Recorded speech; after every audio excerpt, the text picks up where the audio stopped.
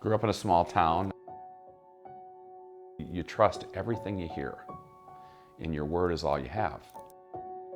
And your word is your bond. There's a humility part of Fairway that's very important. And I personally think that's an upbringing from a small town. Nobody has any money in small towns. Nobody cared. But as long as you treated people good, that was all that mattered. 25 plus years later, Fairway, that's what we look for.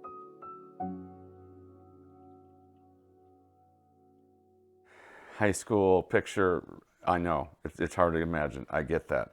High school athlete. Hardyville is a town only about 25 miles north of Madison. Jacobson hits again. Boy, I'll tell you, that guy is so impressive, so impressive. I played basketball in college at the University of Wisconsin. It's an embarrassing part of my life. I mean, you can Google it, 13 points my whole college basketball career. I played for a college coach, and I just watched how people were treated and how talent was treated and how it didn't perform if it wasn't encouraged. You know, if you believe in your teammates, they can do amazing things. If you pound on your teammates and beat them up, you can take talent and squash it. And hopefully some of the attributes of Fairway are taken positive from that experience in college. Couldn't wait to get out of Wisconsin after college. It's like, what am I gonna do? A friend of mine was in the mortgage business, and long story short, I was at a place 12 and a half years, and some stuff changed, so I left and went to another place for a brief minute, and everything I was told wasn't true. So the backdrop of Fairway is, let's start something that people can trust what they hear and have that word, because at the end of the day, what do you have other than your word? This is my really good buddy in high school, Randy Cross. He's the one that named the company. Incorporated the company in 1996 in Texas. Found out my dad was diagnosed with cirrhosis of the liver. This is me with my dad right there. He was my unconditional person that is on your side no matter what. And the reason we're in Wisconsin, it all goes back to my dad. He had an operation Christmas Day '96 for a liver transplant that he never really recovered from. He never made it home. 26 months later, he died at age 60. And during those 26 months, I never talked to him again. It's called the locked-in syndrome, where you know what's going on, but you can't move anything. He had a trach, he had a feeding tube, he died a horrific death. That was my #1 fan. And when you lose that person in your life, it changes everything. I haven't drank in 19 and a half years, there's reasons for that. The drinking stopped because of my dad.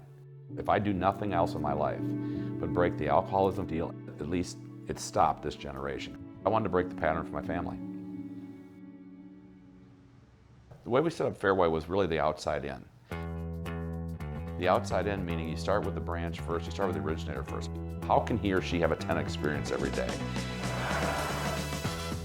You have to have fast decision making at point of sale. You have to be able to say yes, no, or maybe in day 1, 2, or 3, and you got to be able to get docs and title within 3 days of closing. And our unique selling proposition is speed. And it's not about what we say we're going to do, it's about what we do. As we started to grow, we figured we needed to, figure out our why.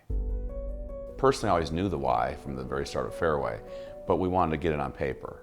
And so that's where the core value started. This industry is very humbling. We start off as humility, #1. And speed to respond is something that every company can do, but in order to do it, you have to lead it, you have to staff for it, and you have to do it consistently. But then you skip to 3, it's fun. We want to keep it light here. In the mortgage business, part of I've always liked about there's pressure here. Most people only buy 2 or 3 or 4 homes in their lifetime. So it's important to them. If it doesn't go well, they become lunatics. I've always liked that pressure because it kind of reminds me of sports. And so this has been the closest thing for me personally to the athletic background, in that it's important, there's pressure, and it's fun because you're making a difference in people's lives. It's a big deal for people, and some people that are really struggling, it's still that lifelong dream to own a home. And we're part of that lifelong dream. It can be pretty cool. So really, initially for me, it's the intrinsic reward system. Didn't really think about the money, didn't have any money growing up, so didn't care about it. I was more attracted to the intrinsic reward system of the industry. The thing that sets Fairway apart is the people. We hopefully attract people, the unpretentious, humble givers. We have 3 different nonprofits, and one of them is run by my sister, Fairway Cares.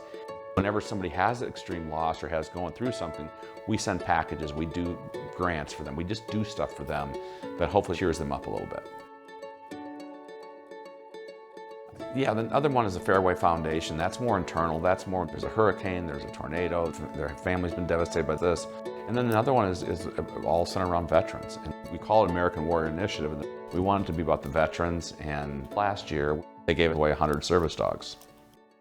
In 2020, we had the chance to take Fairway public, and we were told our valuation could have been in the $4 to $6 billion range.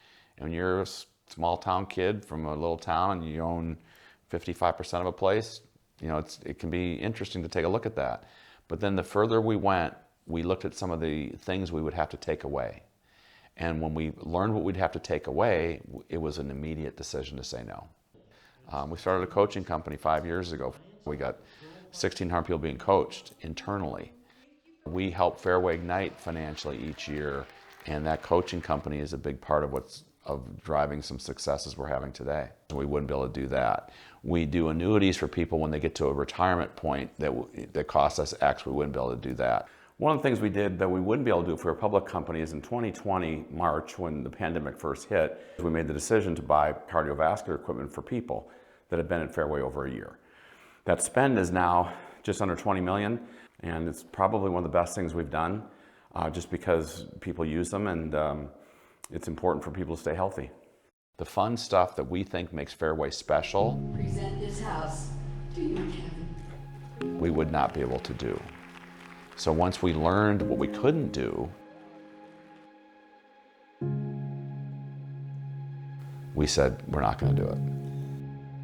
When COVID happened, there was moments in April of 2020 where we weren't sure we were going to make it through that time. We ended up deploying everybody to work from home, and we did that on a dime. We got through it, and we were very fortunate. The mission of Fairway is to continue humbly serving and helping people that are looking to buy a home or refinance their home. And we have opportunities to help people. And it's not real grandiose, it's not real sexy, but it's just helping and serving people each day.